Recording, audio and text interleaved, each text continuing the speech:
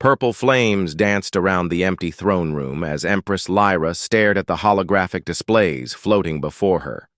Each screen showed different parts of her vast empire, mining colonies on distant moons, trade ships moving between star systems, and millions of dragon citizens going about their daily lives. She controlled it all from this single chair, but the weight of that control felt heavier than ever on her 847th birthday. The mobility chair hummed quietly beneath her, its anti-gravity systems keeping her massive dragon form suspended above the polished obsidian floor. Once she had soared through these same halls on powerful wings, her golden scales gleaming in the light of Pyrrhus's twin suns. Now those same scales seemed dull, and her wings lay folded and useless against her back. 3 years had passed since the Battle of the Crimson Nebula, where a human plasma cannon had severed her spinal cord and changed everything. The injury should have killed her instantly, but dragon physiology was tough. Instead, it left her trapped in a body that no longer obeyed her commands below the chest. The irony was not lost on her. She had gained an empire by conquering it with strength and flight, only to rule it from a chair that barely lifted her off the ground. Today marked another year of her reign, another year of existing rather than living. The palace staff had prepared the usual celebrations: elaborate feasts, ceremonial displays, and lengthy speeches from various nobles about her wisdom and leadership. She had canceled them all with a simple wave of her clawed hand. The last thing she wanted was to sit through hours of barely concealed pity disguised as respect. Her personal aide, a nervous young dragon named Finn, had tried to convince her otherwise. "Your Majesty, the people expect to celebrate with you. The entire empire will be watching the broadcasts. Your absence might send the wrong message." Lyra had fixed him with a stare that could melt steel. "The message is that their Empress values honesty over performance. I will not pretend to enjoy festivities that exist only to make others feel better about my condition." Now, as the afternoon light shifted across the throne room's crystal windows, she wondered if she had made the right choice. The silence was complete except for the soft whir of her chair's systems and the distant sounds of the city below. Even her closest advisors had learned to give her space on this day, understanding that her mood grew darker with each passing birthday. The holographic displays showed her subjects celebrating anyway. In the capital city's main square, thousands of dragons had gathered despite the canceled official ceremony. They breathed colored flames into the sky in traditional birthday patterns, their joy genuine even if their empress could not share it. The sight should have warmed her heart, but instead it reminded her of how disconnected she had become from her own people. Lyra manipulated the controls on her chair's armrest, zooming in on different faces in the crowd. Young dragons played games while their parents shared food and stories. Elderly dragons sat in circles, no doubt recounting tales of her past victories and the Empire's glory days. They still believed in her, even if she struggled to believe in herself. A soft chime indicated an incoming priority message. She almost ignored it, but the sender's identification made her pause. Admiral Rex, her oldest friend and the only dragon who still spoke to her without carefully measured words, was requesting a private audience. Part of her wanted to refuse. She was not in the mood for well-meaning advice or gentle encouragement. But loneliness was a harder enemy to fight than any she had faced in battle. "Enter," she said, her voice echoing in the vast chamber. Rex approached slowly, his silver scales showing the wear of countless campaigns. Unlike the other dragons in her court, he did not avoid looking directly at her chair or speak in the careful tones reserved for addressing the disabled. Instead, he settled onto the floor beside her with the casual familiarity of someone who had known her long before she wore a crown. "Rough day?" he asked, though they both knew the answer. "Every day is rough, Rex. Today just happens to come with expectations of celebration." Lyra turned off the holographic displays with a gesture, plunging the room into the softer light of Pyrrhos's setting suns. The people still love you, you know. More than ever in some ways. She laughed, but there was no humor in it. They love the memory of who I was. The conqueror who could level cities with dragon fire and lead armies across the galaxy. This? She gestured at her chair and motionless legs. This is not what dragons are meant to be. Rex was quiet for a long moment, studying his old friend with eyes that had seen her at her highest and lowest points. Dragons are meant to be strong, yes, but strength comes in many forms. The Empire has never been more stable or prosperous than under your rule. Trade agreements that took our ancestors centuries to negotiate, you complete in months through pure diplomatic skill. The mining yields from the outer colonies have tripled because of your administrative reforms. That's not weakness, Lyra. That's evolution. Pretty words, she replied, though she appreciated his attempt. But when I look in the mirror, all I see is what I've lost. Then perhaps you need a different mirror. Before she could ask what he meant, Rex stood and moved to one of the windows overlooking the spaceport. There's something happening down there that might interest you. A human ship made an emergency landing about an hour ago.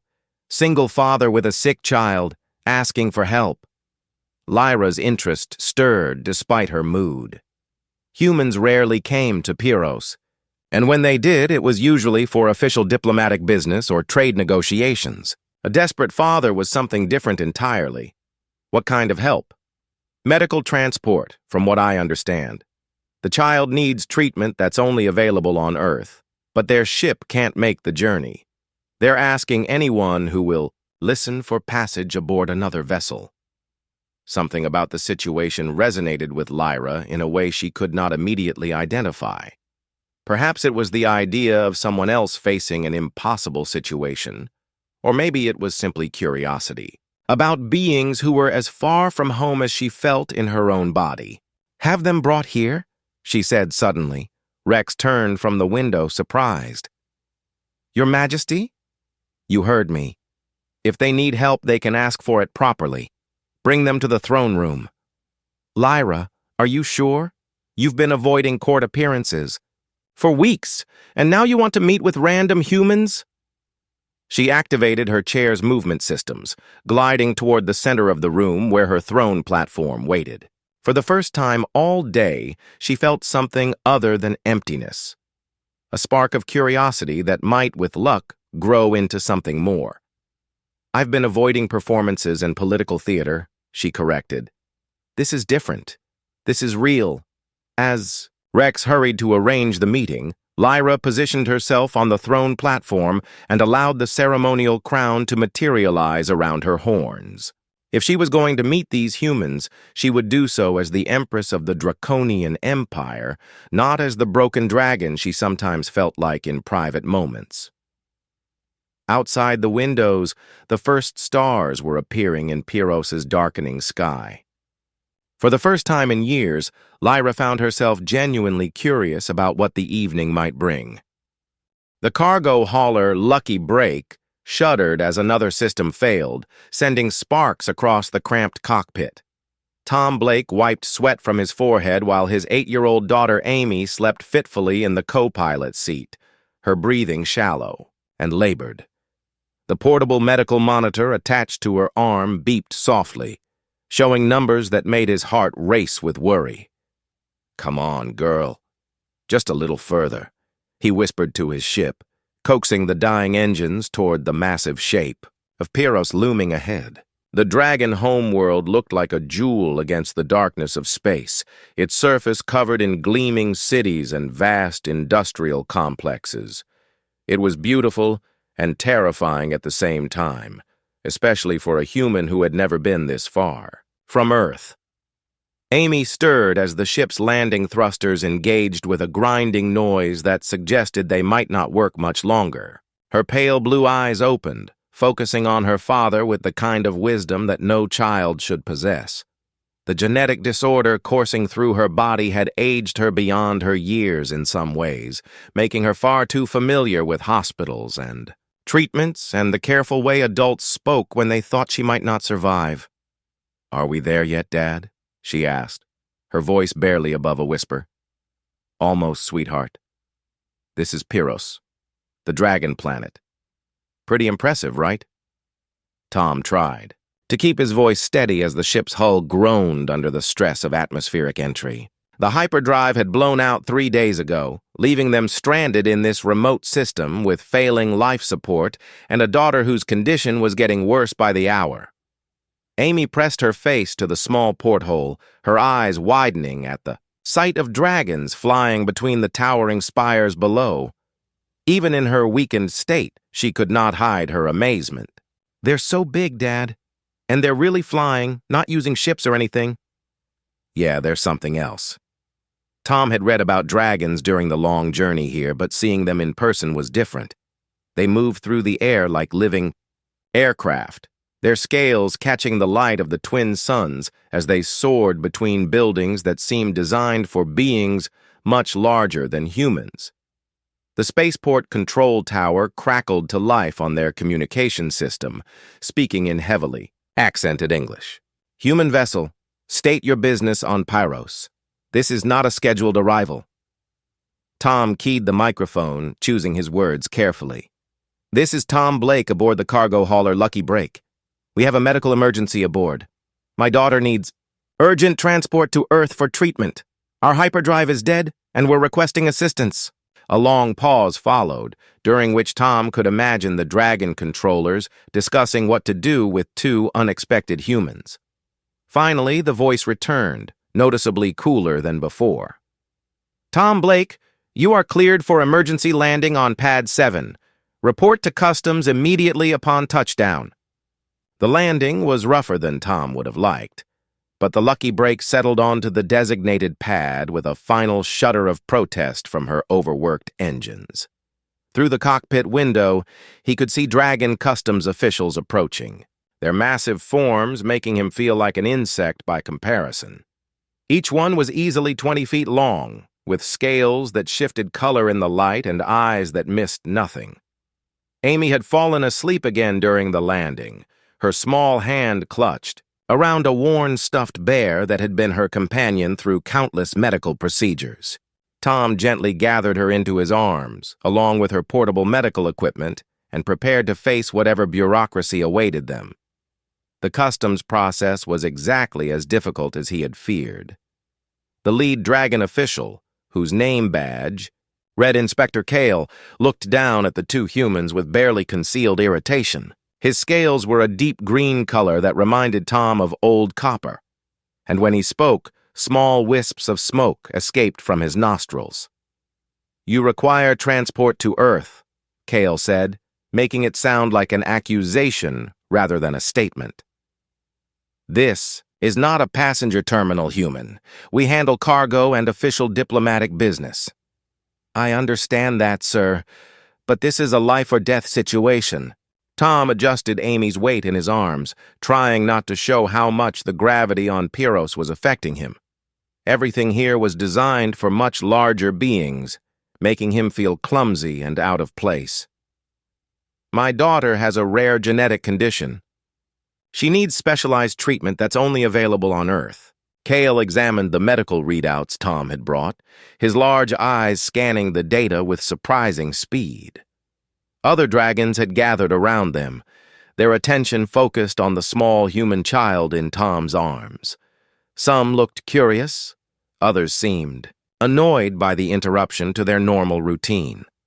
"These readings indicate advanced cellular breakdown," Kale said after several minutes. "The journey to Earth would take several months by conventional drive. The child would not survive such a trip in her current condition."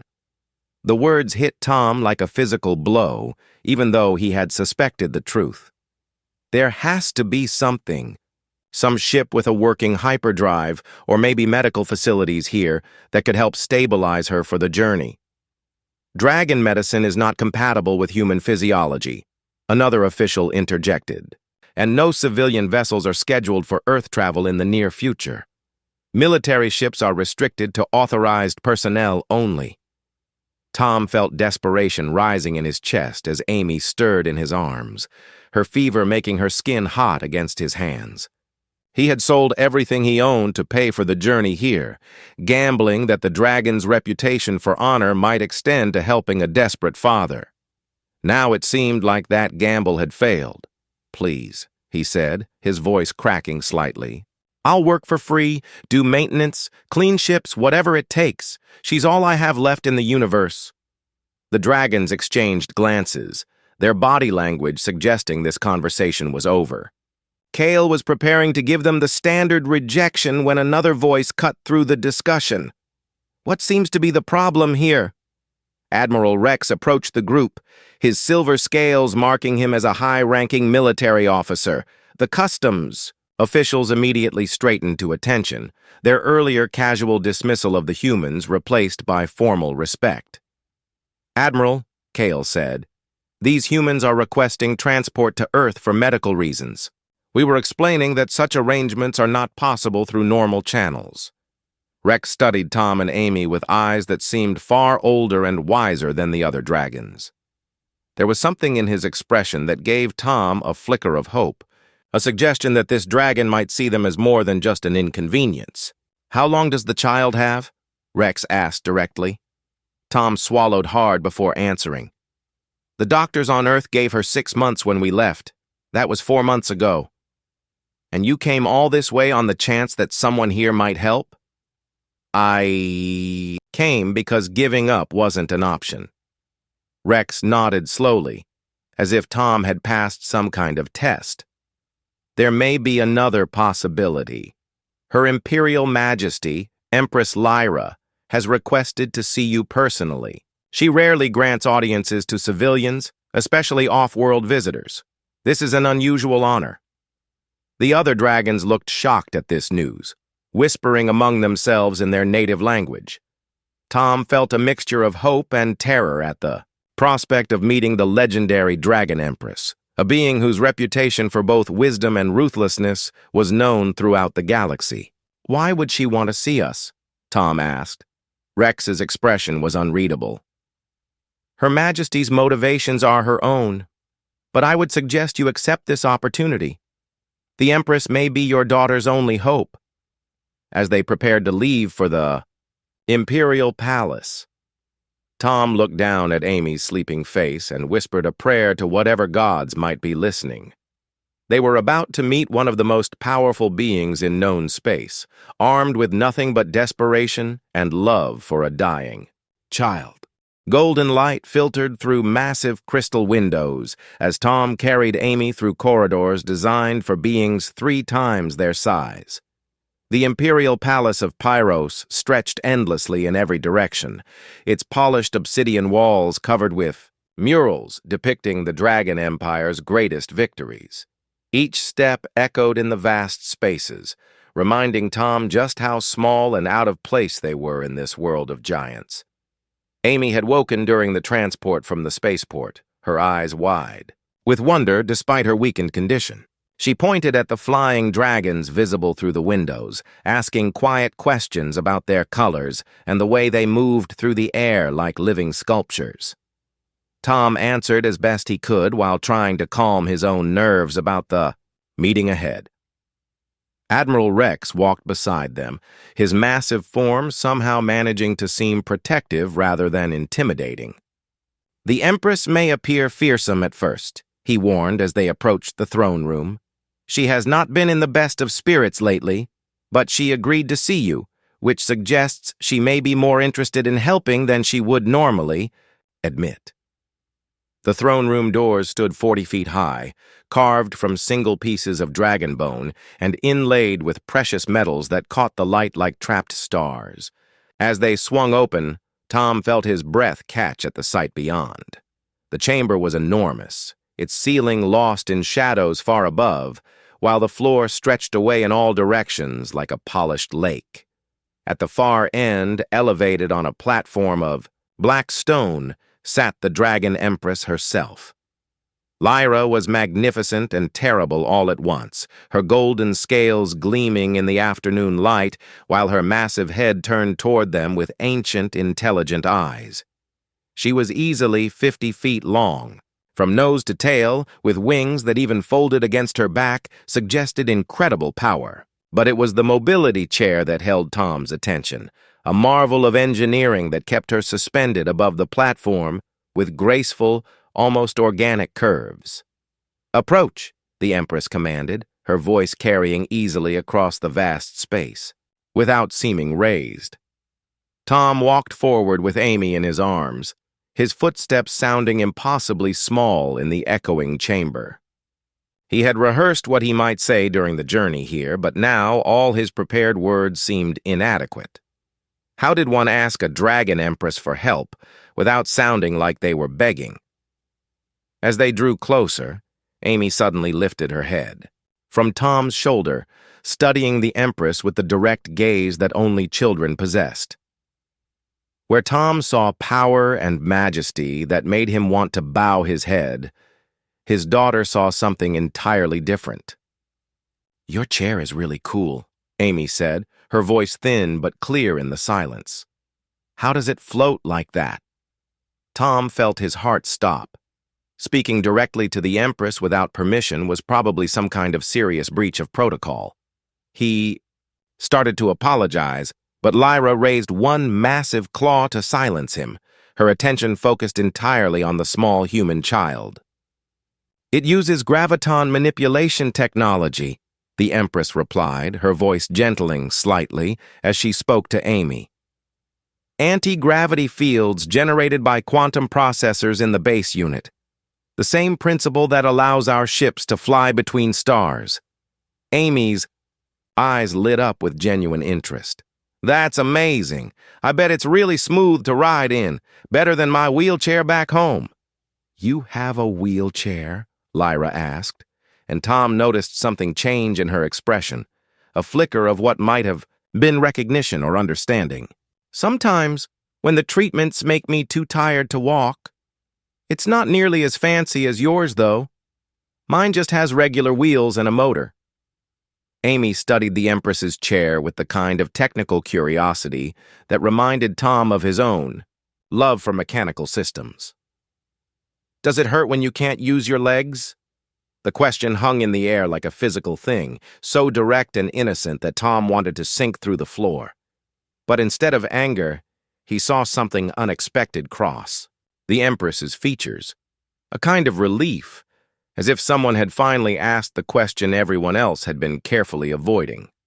"Sometimes," Lyra admitted, lowering her great head until she was closer to Amy's level. "Not physical pain, but other kinds of hurt. When you remember what it felt like to move differently." Amy nodded with the wisdom of someone far too familiar with physical limitations. "I know about that kind of hurt. Dad says it's okay to be sad about it sometimes, as long as you don't stay sad forever." Tom felt tears threatening at the corners of his eyes. His daughter's simple acceptance and understanding seemed to be reaching the Empress in a way that formal diplomacy never could. Lyra's massive eyes remained focused on Amy, and for the first time since entering the throne room, she looked less like a distant ruler and more like someone dealing with very human struggles. "Your father sounds like a wise man," Lyra said, glancing briefly at Tom before returning her attention to Amy. "What brings you both so far from Earth?" Amy's expression grew more serious, and she unconsciously moved closer to her father. "I'm sick. Really sick. The doctors on Earth are the only ones who might be able to help me, but our ship broke and we can't get home. The child has advanced cellular degeneration," Tom said quietly, finding his voice again. "A genetic condition that's extremely rare. There's an experimental treatment program on Earth, but she needs to get there soon or—" He couldn't finish the sentence, but Lyra understood. Her expression shifted again, this time toward something that might have been pain or recognition of loss. "How long have you been caring for her alone?" 3 years, since my wife died from the same condition. Amy's case is progressing faster than expected, which is why I took the risk of coming here. Dragons have a reputation for honor and helping those in need," Lyra was quiet for a long moment, studying them both with those ancient, intelligent eyes. Tom could almost see her weighing options, calculating possibilities, making the kind of decisions that shape the fate of star systems. "Amy," the Empress said finally, "would you like to see how this chair works up close?" Amy's face brightened despite her weakness. "Really? That would be amazing."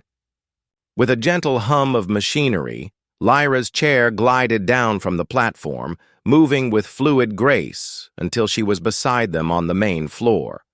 Up close, the technology was even more impressive, seamless integration of function and form that spoke of engineering far beyond human capability. "The control systems are integrated into the armrests," Lyra explained, demonstrating how subtle movements of her claws directed the chair's motion. "Neural interface technology reads my intentions and translates them into movement. It responds as naturally as walking once did." Amy reached out tentatively, then pulled her hand back. "Can I touch it? I promise I'll be careful." Of course. As Amy's small hands explored the smooth surfaces and elegant curves of the mobility chair, Tom watched the Empress's expression transform. The careful mask of royal distance melted away, replaced by something warmer and more genuine. It was clear that no one had shown such innocent interest in her chair before, treating it as the marvel of engineering it was rather than a symbol of limitation. "The power source is fascinating," Tom said, his own mechanical expertise drawing him into the conversation. "I can see heat distribution patterns that suggest some kind of fusion cell, but the cooling system must be incredibly efficient to maintain that temperature gradient." Lyra turned to him with surprise. "You understand engineering?" "It's what I do for a living. Ship maintenance mostly, but I've worked on everything from cargo haulers to passenger liners. I've never seen anything this sophisticated, though." Tom studied the chair with professional admiration. The weight distribution alone must have required incredible precision to achieve that level of stability. The original design had several flaws, Lyra admitted. Balance issues during rapid movement, power fluctuations during extended use. My engineers addressed most of them, but some problems remain. Tom nodded, already seeing potential improvements in his mind. Heat buildup in the lower housing unit, probably from the primary motivators. And I bet the gyroscopic stabilizers create a lag response during direction changes. The Empress stared at him with something approaching amazement. "How did you know that?" "Same basic principles apply to any anti-gravity system, just scaled up. The thermal signature patterns are universal." Tom felt himself relaxing as the conversation moved into familiar technical territory. "With some minor adjustments to the cooling flow and maybe upgraded stabilizer crystals, you could probably eliminate both problems." Amy had grown tired during their discussion and was leaning heavily against Tom's chest, but she was still listening, with interest. The combination of technical talk and her father's growing confidence seemed to comfort her in ways that medical equipment and sterile hospital rooms never could. "Your Majesty," Tom said carefully, "I know we came here asking for help, but if there's anything I could do in return, maintenance work, system upgrades, whatever might be useful, I'd be honored to contribute." Lyra studied them both for a long moment, her expression unreadable. Then, to Tom's complete surprise, she smiled. Not the formal expression of a ruler, but the genuine warmth of someone who had just discovered an unexpected gift. "I think," she said slowly, "that we may be able to help each other in ways none of us expected." Soft chimes echoed through the palace corridors as the day shift ended and night began to settle over Pyros. Tom sat beside Amy's bed in the medical wing, watching her sleep while various dragon healers monitored her condition with equipment he barely recognized. The past 6 hours had been a whirlwind of tests, scans, and consultations as the Empress's personal medical staff tried to understand human physiology well enough to help. Dr. Nova, the chief medical officer, was a smaller dragon with emerald, scales and gentle eyes who specialized in xenobiology. She approached Tom's chair quietly, carrying a data pad covered with readouts and analysis reports. "The good news is that we've stabilized her condition for now," Dr. Nova said, her voice soft to avoid waking Amy. "The cellular degeneration has slowed significantly with our treatments. The bad news is that it's only temporary. Without the specialized gene therapy available on Earth, she has perhaps 2 months before the progression becomes irreversible." Tom felt his heart sink despite the temporary reprieve. 2 months was better than the weeks they had feared, but it still left them with the same impossible problem. No ship, no way home, and time running out. "Thank you for everything you've done," he said quietly. "I know this isn't your responsibility, but you've been kinder than we had any right to expect." Dr. Nova studied him with curious eyes. "The Empress has taken a personal interest in your daughter's case. In 30 years of serving the royal household, I have never seen Her Majesty spend so much time with visitors. She's been researching human genetics for hours, consulting with experts across the empire." Before Tom could respond to this surprising information, a soft chime indicated someone requesting entry to the medical suite. Admiral Rex stepped through the doorway, his massive form seeming smaller in the subdued lighting of the healing chambers. "Tom, if you have a moment, Her Majesty would like to speak with you privately. Dr. Nova can watch over Amy." Tom looked back at his sleeping daughter, reluctant to leave her side even for a short time. The past few days of uncertainty had made him protective to the point of paranoia, afraid that any moment away might be the last time he saw her alive. "She'll be perfectly safe," Dr. Nova assured him. "Our monitoring systems will alert me instantly if her condition changes in any way." The walk through the palace corridors felt different at night. Emergency lighting cast long shadows between the towering pillars, while the murals depicting dragon victories seemed to shift and move in the dim illumination. Rex led him not toward the formal throne room, but to a smaller chamber that felt more personal and lived in. Empress Lyra was waiting by a massive window that looked out over the city lights of Pyros.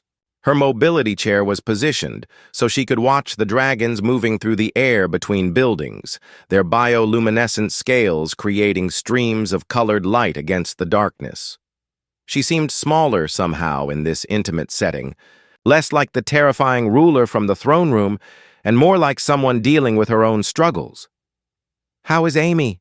she asked, without turning from the window. "Stable, thanks to your medical team. Dr. Nova says you've been researching human genetics." "I have been consulting with every expert in the Empire about her condition," Lyra replied, finally turning to face him. "The gene therapy she needs is indeed beyond our current capabilities, but that is not the only option available to her." Tom felt a flicker of hope, quickly tempered by caution. "What do you mean?" "Dragon genetic engineering is thousands of years ahead of human science in some areas, particularly those involving cellular regeneration and life extension. While we cannot cure her condition entirely, we can potentially modify it in ways that would give her a normal lifespan." The words hit Tom like a physical blow. "Are you saying you can save her?" "I am saying the possibility exists, but it would require extensive research and experimentation, months or even years of work with no guarantee of success. And the process would change her in fundamental ways. Enhanced immune system, increased longevity, perhaps even some minor physical modifications to better integrate the dragon genetic material." Tom's mind raced as he tried to process this information. The chance to save Amy's life was everything he had hoped for, but the implications were staggering. "You're talking about making her part dragon?" "In the most basic sense, yes. She would still be human in every way that matters, but with enough dragon DNA to stabilize her condition permanently." Lyra moved her chair closer, her ancient eyes studying his face carefully. "It has never been attempted before, and the risks are significant." "What kind of risks?" The modifications might not work at all, leaving her no better than she is now. Or they might work too well, changing her beyond recognition. Dragon genetics are powerful, and once integrated, they cannot be removed. Tom was quiet for a long moment, staring out at the lights of the Dragon City while he tried to imagine his daughter living here permanently, becoming something more than human, but perhaps losing part of what made her who she was. "There's something else," Lyra continued. "The process would require constant monitoring and adjustment over many months. Amy would need to remain on Pyros for the duration, and even after successful integration, she might need regular treatments that are only available here. You're asking us to stay permanently. I am offering you the chance to save your daughter's life with the understanding that doing so would make this world her home." Tom turned to look at the Empress directly, seeing something in her expression that went beyond medical or scientific interest. "This isn't just about helping Amy, is it?" Lyra was quiet for several heartbeats before answering. "You and your daughter have given me something I had not experienced in years, genuine companionship without political agenda or careful protocol.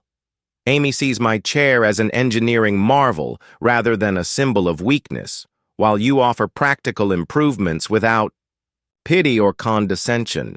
In 6 hours, you have both treated me more like a person than most of my court has in 3 years. The honesty in her admission was startling, and Tom began to understand the full scope of what she was proposing. "You want us to stay not just for Amy's treatment, but because you're lonely." "I am offering a mutually beneficial arrangement," Lyra corrected, though her tone suggested his assessment was accurate. "Your daughter receives life-saving treatment unavailable anywhere else in the galaxy. You receive a position as my personal engineering consultant with access to technology that would advance human science by centuries, and I receive the company of beings who see beyond the surface of things." Tom found himself considering possibilities he had never imagined. Life on an alien world, raising a daughter who would be unique in human history, working with technology that could revolutionize everything he understood about engineering. It was terrifying and exciting and completely insane all at the same time. What would happen to Amy if the treatment works? Would she be accepted here, or would she always be seen as an outsider? That would depend largely on her own choices and abilities, Lyra replied honestly. Dragons respect strength and intelligence above all else. A human child with dragon enhancements who proves herself capable would likely be accepted as a full citizen of the Empire. It has happened before with other species, though never with humans specifically. Tom thought about Amy's fascination with the Empress's mobility chair, her easy acceptance of differences that made adults uncomfortable, her remarkable resilience in the face of a condition that should have broken her spirit years ago. If anyone could adapt to life in this strange new world, it would be his daughter. How long do I have to decide? Dr. Nova estimates that Amy's condition will begin deteriorating again within days, despite our current treatments. If we are going to attempt the genetic modifications, we need to begin soon. The weight of the decision pressed down on Tom like a physical thing. Choose the familiar path home to Earth, where Amy might die before they could reach the experimental treatments that offered only a small chance of success. Or choose the unknown path, staying on an alien world where his daughter might be transformed into something wonderful and strange, but would definitely survive. Can I think about it overnight? Of course. But Tom... Lyra moved her chair closer, her voice dropping to almost a whisper. I want you to know that this offer comes not from imperial duty or political calculation, but from someone who understands what it means to face impossible choices alone. Whatever you decide, you will not face it without support. As Tom walked back through the darkened corridors toward the medical wing, he realized that somewhere in the span of a single day, everything had changed. They had come to Pyros as desperate refugees seeking passage home. Now they faced the possibility of making this alien world their permanent home, with his daughter becoming something unprecedented in human history. When he reached Amy's bedside, She was awake and looking out the window at the dragons flying through the night sky, their scales glowing like living stars against the darkness. "Dad," she said softly, "I had a dream that I could fly like them. It felt really real." Tom sat down beside her bed, taking her small hand in his. "What would you think about staying here for a while, sweetheart? The dragon doctors might be able to help you in ways the ones on Earth can't." Amy turned to look at him with those two wise eyes. "Would we be staying because I'm sick? Or because the Empress is lonely?" Sometimes his daughter's perceptiveness still surprised him. "Maybe both. Would that be okay with you?" Amy was quiet, for a moment, watching the dragons dance through the air beyond the window. "I think it would be an adventure, and the Empress is nice, even if she's really big and scary-looking. She is nice, isn't she?" "Dad, if I stay here and get better, will I still be me?" Tom squeezed her hand gently. "You'll always be you, sweetheart. No matter what happens, no matter how you change, you'll always be my amazing, brave, wonderful daughter." Amy smiled and closed her eyes, drifting back toward sleep. "Then I think we should stay. The Empress needs friends, and I want to learn how to make chairs that fly." 18 months had passed since the day a desperate father and his dying daughter had walked into the throne room of the Dragon Empress, and the imperial palace of Pyros had become a very different place. Laughter echoed through corridors that had once known only the formal whispers of court protocol, while the workshops beneath the main floors hummed with activity as human ingenuity merged with dragon engineering. Amy Blake sat cross-legged on the floor of the main laboratory, her hair now showing subtle streaks of gold that caught the light when she moved.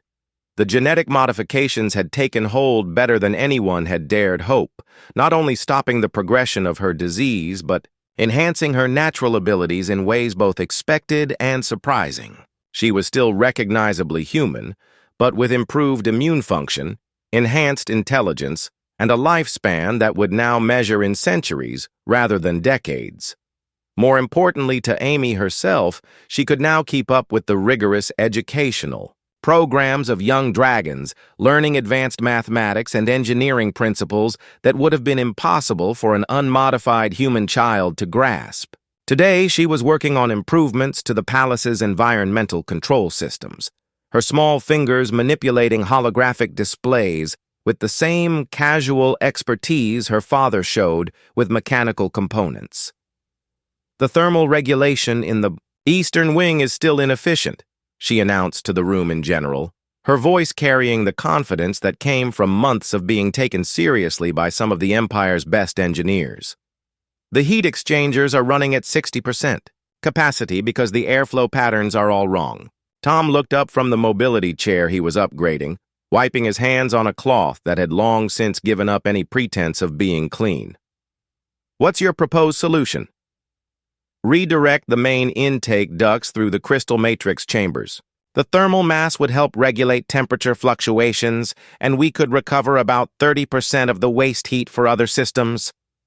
Amy manipulated the holographic model, showing the changes she envisioned with practiced ease. Lyra glided into the workshop on her newly enhanced chair, a marvel of engineering that combined the best of dragon technology with human innovation. The original design had been impressive, but Tom's modifications had transformed it into something approaching art, graceful, powerful, and perfectly adapted to its users' needs. "Brilliant as always," Lyra said, studying Amy's environmental control proposal with genuine admiration. "Your father has taught you well, but I suspect this level of systems integration is something uniquely your own." Amy beamed at the praise, then turned back to her work with the focused intensity she brought to all her projects. The genetic modifications had enhanced her natural curiosity into something approaching obsession when she found a problem that interested her, a trait that served her well in the complex world of dragon engineering. Tom watched his daughter work with a mixture of pride and amazement that never seemed to fade. The child, who had once been too weak to walk across a room, was now designing improvements to systems that supported millions of dragon citizens. The treatments had not only saved her life, but given her capabilities beyond anything he could have imagined. "The palace efficiency reports came in this morning," Lyra continued, settling her chair beside Tom's workstation. "Energy consumption is down 40% from last year, while environmental comfort ratings are at an all-time high. The savings from Amy's modifications alone have paid for the entire engineering department's budget." "She's definitely got a gift for seeing patterns that the rest of us miss," Tom replied, though his attention was partially focused on the neural interface components he was calibrating.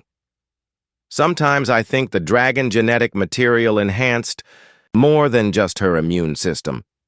"Intelligence was always there," Lyra observed. "The modifications simply gave her the capacity to use it fully." Their conversation was interrupted by Admiral Rex entering the workshop, his expression showing the mixture of amusement and resignation that had become common among the palace staff when dealing with their unusual residents. "Your Majesty, the Council of Nobles is requesting another audience about the succession question." Lyra's expression darkened slightly, though she tried to hide it from Amy, who was still absorbed in her environmental systems project. "What is their concern this time?" "The usual. Questions about naming an heir, establishing clear lines of succession, ensuring the stability of the empire." Rex glanced at Tom and Amy meaningfully. "Some members are suggesting that your unconventional household arrangements might be confusing the succession issue." Tom felt his stomach tighten with familiar anxiety. Despite the incredible improvements to their lives, there had always been an undercurrent of political tension surrounding their presence in the palace. Some dragons viewed the Empress's relationship with humans as an inappropriate distraction from her imperial duties. "My household arrangements are not the council's concern," Lyra replied coldly.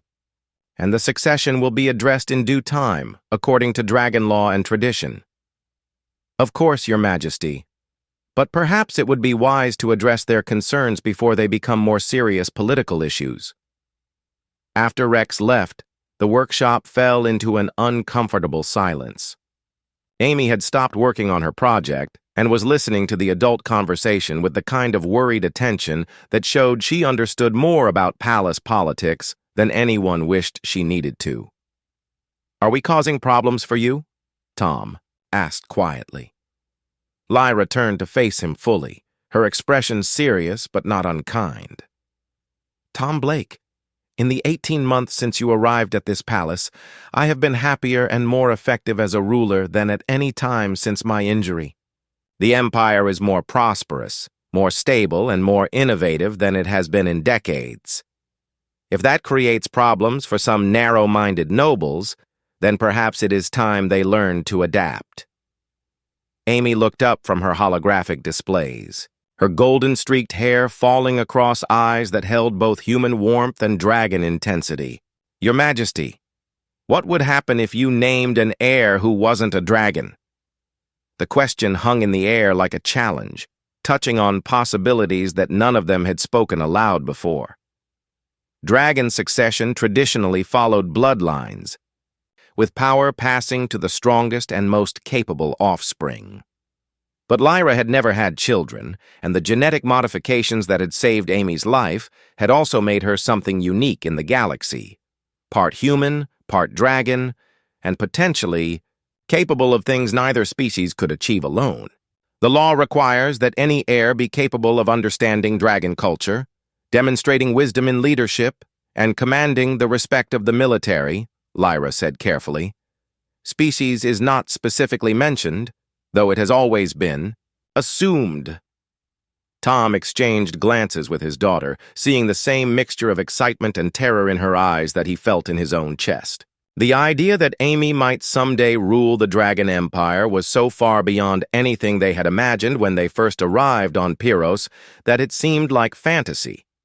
Yet looking at her now, seeing how naturally she had adapted to this world and how much the dragons had come to respect her abilities, it didn't seem entirely impossible. I'm only 10 years old, Amy said practically. Well, 10 and a half, and I'm still learning about dragon history and customs.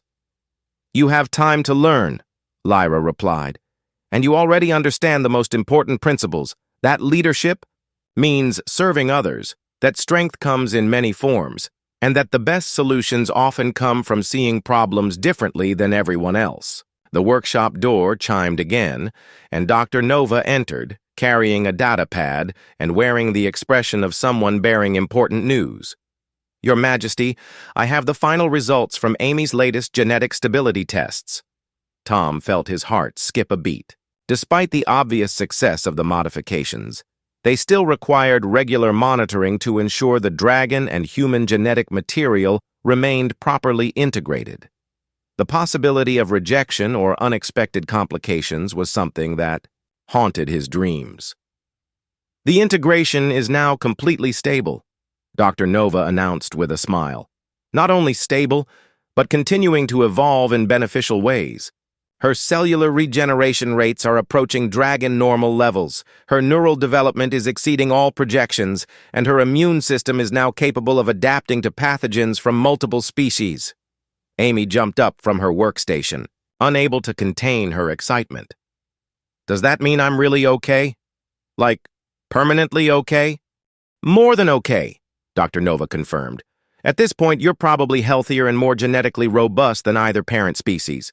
The modifications have created something entirely new, the best traits of both humans and dragons with none of the weaknesses of either. Tom felt tears threatening at the corners of his eyes as relief washed over him. For 18 months, despite all the improvements and successes, there had always been the fear that something might go wrong, that the treatments might fail and they would lose Amy anyway. Now, for the first time since she was diagnosed, he could truly believe that his daughter had a long and healthy future ahead of her. There's something else, Dr. Nova continued, consulting her data pad. The neural enhancements have reached a level where Amy might be capable of interfacing directly with dragon technology, including the kind of quantum consciousness networks used by our most advanced systems. Lyra's eyes widened at this news. You mean she could potentially link with the Imperial command systems? The preliminary scans suggest it's possible, though we would need extensive testing to be certain. If successful, she would be the first being in galactic history capable of direct neural control over dragon quantum networks. Amy looked between the adults, trying to understand the implications of what she was hearing.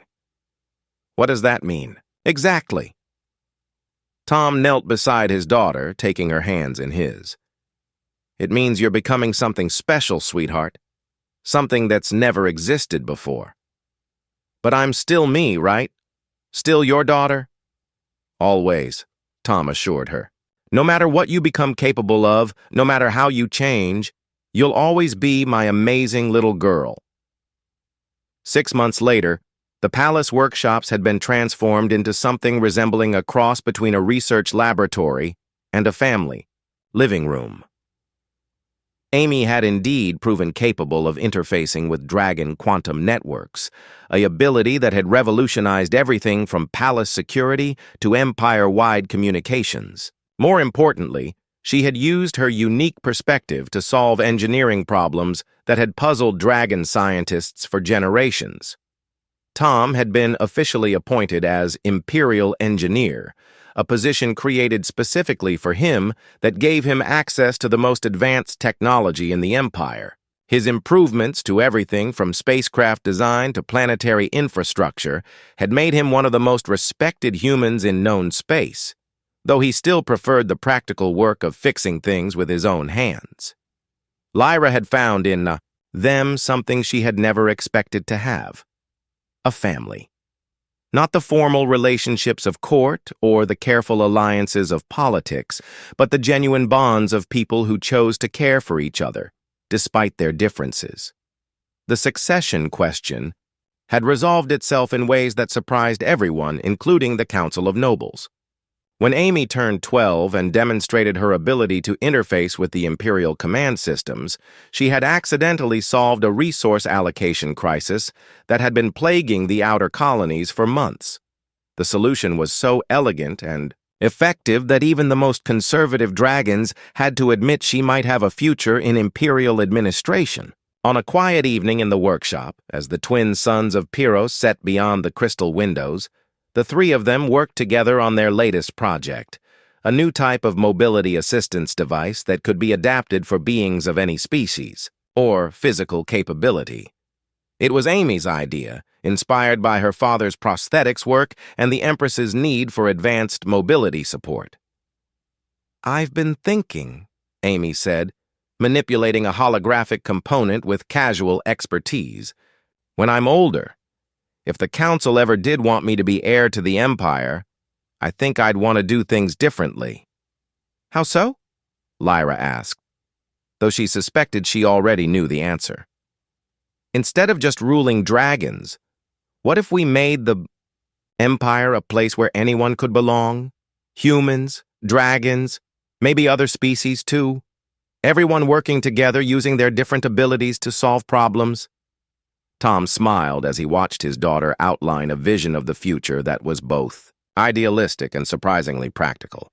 "You want to build a galactic melting pot?" "Something like that. A place where being different isn't a weakness, it's an advantage." Amy looked up at both her father and the Empress, her eyes bright with possibilities. After all, the best things happen when different kinds of people work together, right? Lyra moved her chair closer to the workstation where Amy and Tom were collaborating, marveling at how natural it felt to be part of this strange little family they had created. "I think that sounds like exactly the kind of future the Empire needs." As the stars appeared in Pyros's darkening sky, three beings who had found each other across the vastness of space continued their work together. A dragon empress who had learned that strength came in many forms, a human father who had discovered that love could transcend species, and a child who had become something entirely new while remaining exactly who she was meant to be. The empire they were building together would be unlike anything the galaxy had ever seen, founded not on conquest or tradition, but on the simple idea that everyone deserved a place where they could belong.